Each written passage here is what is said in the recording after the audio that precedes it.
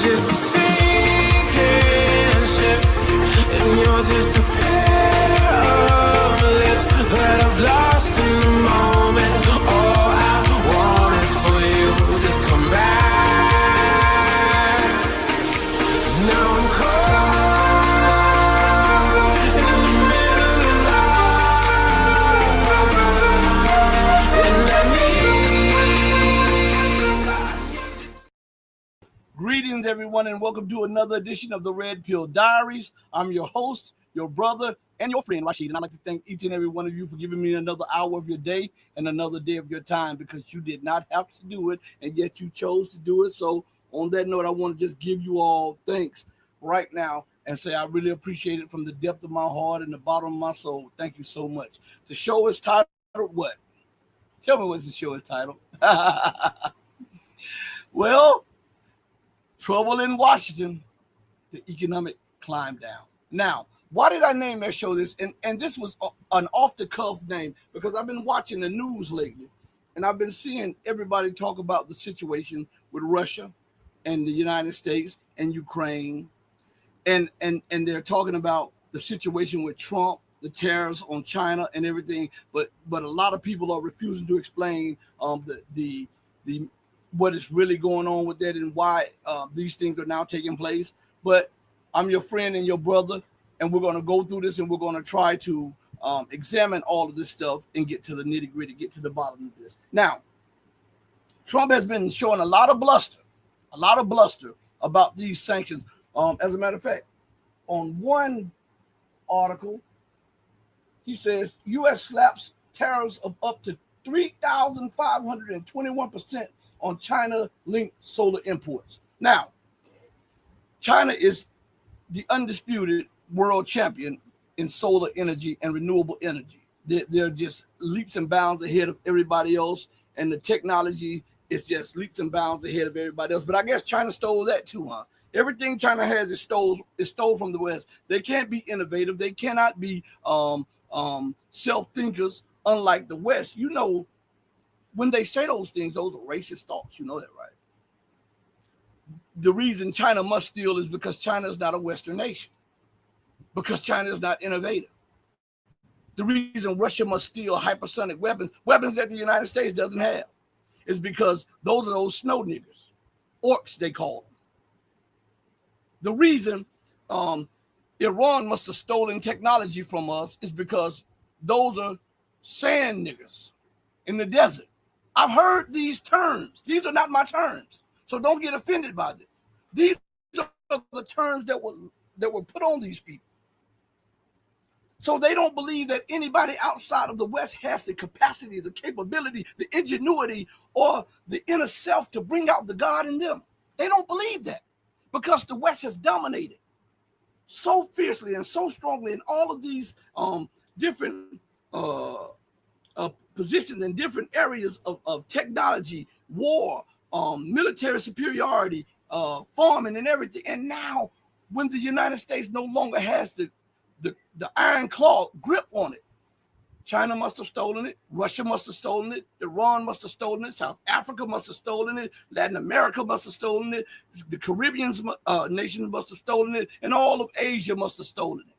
Because how could they come up with rail guns that the United States had been working on for 30 years and then trash all of that research? They put in billions and billions and billions because they could not formulate a working rail gun, while the Chinese took what the United States were planning, and they have the working rail guns on their Type 55 warships. Working rail guns, right? The United States says China stole the plans for the F-35s and all of this stuff. Maybe they did get some of that from it, but at least their warplanes are working. So evidently they tweaked it to make them work efficiently. You don't have to park the plane in hangars when it's lightning or raining, like in the United States, that the F-35s can't fly in heavy rain or lightning. What kind of crap is that when this is the most expensive plane in the world ever? Do we sit back and think about this? Do we recognize the foolishness coming out of these people's mouths? Evidently, we don't, because we buy it hook, line, and sinker. But what's amazing, I kept telling you guys, the debt market would force them on a climb down. I told you that. The United States is in debt to everybody. Everybody. Even these so-called, I can't say the words, but poop hole nations that Trump described in his first term, when he looked at African nations and Latin American nations and Middle Eastern nations and called them excrement holes. Never drive off immediately after filling your tank. What happens in those first few minutes is the reason your gas disappears so fast. If you own a car made after 2001, you need to hear this. I never post stuff like this, but I had to share. My parents live and who's supposed to show compassion to nations, and yet he insults them on a daily basis. What if Iran stopped recognizing Americans, started calling her an S-hole nation? Huh? You wouldn't like that. You would say that would be an affront to America's dignity. What about J.D. Vance in an interview calling Chinese people peasants multiple times? Peasants. Huh? How is that respectable language coming from the second highest officer of the land? And yet it's a hit and miss. Because it's inconvenient truths, you see everybody gloss over it. They say it, then they gloss over it and leave it alone, and don't tell you how this blows back on the American empire. The arrogance, the hubris, and all of these detached comments, this blows back. This makes people question, do you really want peace? Do you really want to trade? Do you really want to engage in substantial talks or substantive talks? And if not so, then why are we talking? China must come. What did Trump say? We're open for talks with China. Trump wants direct talks with Xi. Now, here's an article right here I'm going to pull up, okay? Because this happened on the 21st, okay? This was before the economic climb down. Now, you imposed 145% tariffs, and then you imposed 30-some 100%. So let's go back to, I told you I always come prepared, so I don't have to get prepared. So listen, it says Washington has imposed 145% tariffs on Chinese goods in an escalating trade war with Beijing. And it says President Donald Trump has signaled. Now, it didn't say Xi Jinping signaled. It said President Donald Trump has signaled a potential easing of trade tensions with China, announcing that tariffs on the country's goods would be lowered significantly. He added, however, that it won't be zero. Who is climbing down off the high horse? Talk to me. Talk to me. After all of this braggadocio, oh, they're going to come to our door begging. They're going to come to our door begging. They're right now begging. All of these nations are begging. We'll do whatever you say. Just take the sanctions off of us. Remember Trump said that last week? Huh? Does it look like that in reality? More water, so the boat becomes more or less unstable, and it takes on even more water, producing more cracks as they try to move and get some of the water out over here. Cracks appear over there, but they don't see that. They're not trying to patch the holes.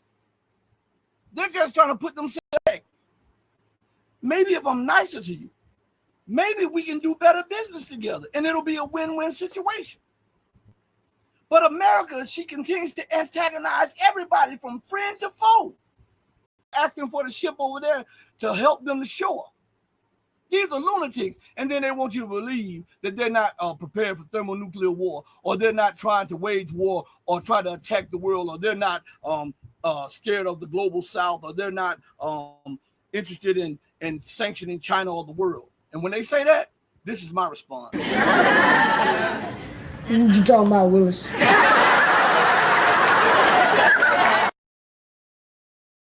So on that note, I want to thank each and every one of you for joining me on the most powerful platform for truth, bar none, on God's green earth. This is your platform for education, edification, and the upliftment of your soul. This is the Red Pill Diaries. I want to say this right now before we go off there. hit that like button. It does not cost you a thing. Share this, spread the word, because we continue to get beat up by the AI, the algorithm, and the powers that be. So please spread the word, and check your notifications and check your subscriptions, because you may have been taken off of that or whatever outside our power. So I'm asking you to do that. So now I want to say, in closing, do right to everybody. Not because there's some material gain to it or some accolades behind it, but do right by others, because it's the right, the godly, and the humane thing to do. God sits high, but he looks. And I want each and every one of you who loves truth to know that I love you, but know that the love that I have for you always pales in comparison to the love that God has for you.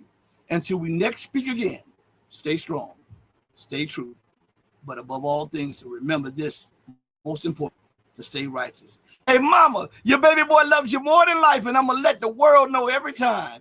Peace, everybody. We out of here. Thank you.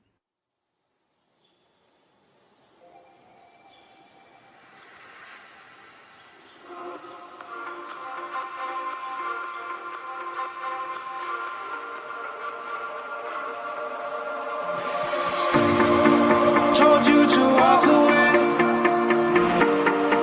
That was my first and last mistake. I'm blue without your face. But what can I do?